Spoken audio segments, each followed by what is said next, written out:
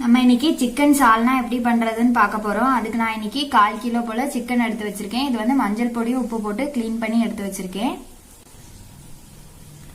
மசாலா வறுத்து அரைக்கிறதுக்காக தேங்காய் துருவல், நல்ல மிளகு, ஜீரகம், சோம்பு, கசகசா, கொஞ்சமா பட்டை எடுத்து வச்சிருக்கேன். ஒரு 4-5 போல முந்திரி பருப்பு, கொஞ்சம் கருவேப்பிலை. மசாலா பொடிக்கு வந்து மஞ்சள் பொடி, வத்தல் பொடி, மல்லி பொடி, கொஞ்சமா கரம் மசாலா எடுத்து வச்சிருக்கேன். தாளிக்கிறதுக்காக கொஞ்சம் பிரியாணி இலை, ஒரு ஏலக்காய், ஒரு அன்னாச்சி பூ, பட்டை, கிராம்பு எல்லாம் எடுத்து வச்சிருக்கேன். 1 ஸ்பூன் போல இஞ்சி பூண்டு பேஸ்ட், தக்காளி, வெங்காயம், பச்சை மிளகாய், கருவேப்பிலை, கொஞ்சமா மல்லி இலை. நம்ம இப்ப எப்படி பண்றதுன்னு பார்க்கலாம்.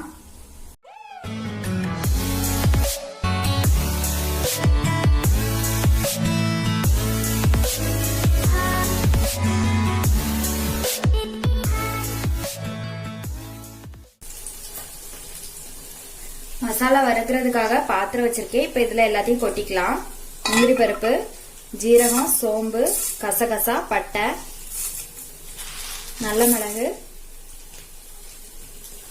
தேங்காய், கருவேப்பிலை. நம்ம பொடி வந்து லாஸ்ட் போட்டுக்கலாம்.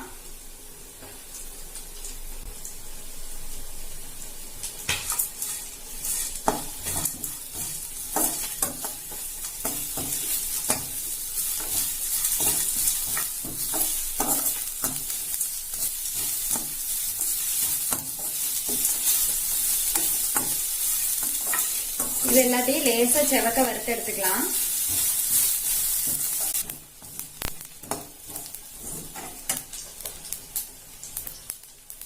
தேங்காய் லேசா செவந்தாச்சு. கரம் மசாலா போடுறேன்.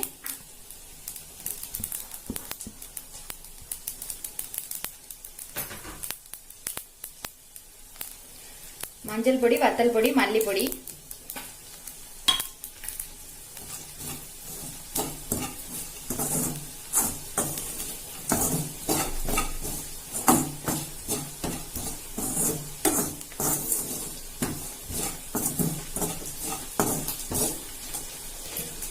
பொடி சேர்த்ததுக்கு அப்புறம் ரொம்ப வறுக்காண்டா அடுப்பு ஆஃப் பண்ணிக்கலாம். இதை ஆற வச்சுட்டு அரைச்சிக்கலாம். நம்ம வறுத்து ஆற வச்சிருந்த மசாலாவை அரைச்சிட்டு வந்துட்டேன். இப்ப தாளிச்சுக்கலாம். எண்ணெய் விட்டுருக்கேன்.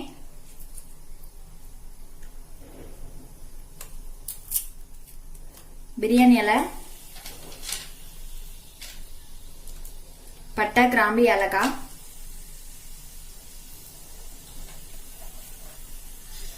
பச்சை மிளகாய், வெங்காயம்,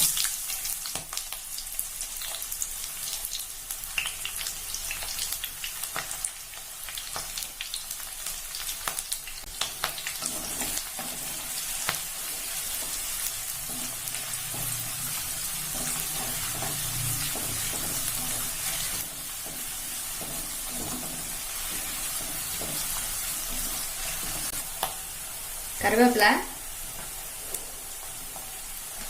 இஞ்சி பூண்டு பேஸ்ட்,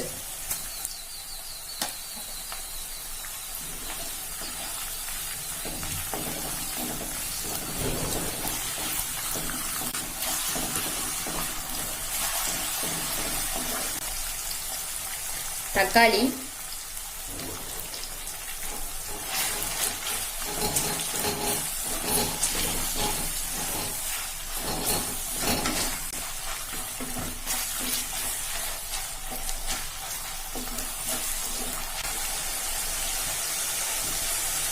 இப்ப இது கூட நம்ம அரைச்சிட்டு வந்த மசாலா விட்டுக்கலாம்.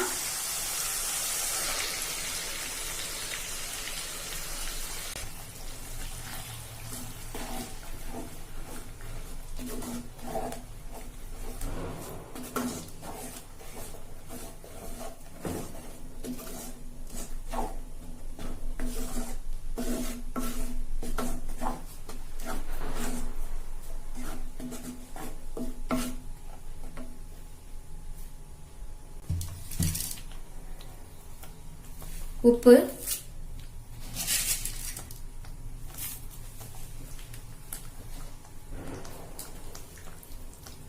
இதுக்கு கூட சிக்கன் போட்டுக்கலாம்.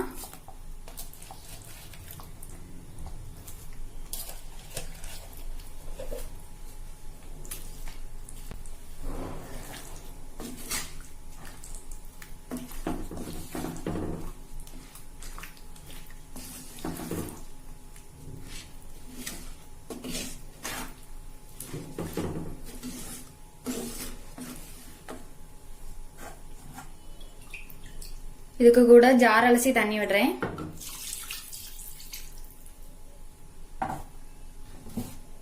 சிக்கன் சால்னாக்கு தேவையான அளவு தண்ணி விட்டுக்கலாம்.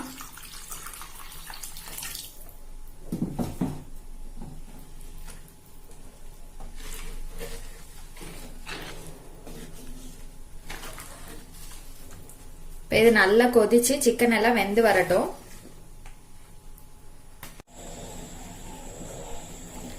சால்னா நல்லா கொதிச்சு எண்ணெயெல்லாம் பிரிஞ்சு வந்தாச்சு. சிக்கனும் நல்லா வெந்துட்டு அடுப்பை ஆஃப் பண்ணிட்டு மல்லி இலை போட்டுக்கலாம்.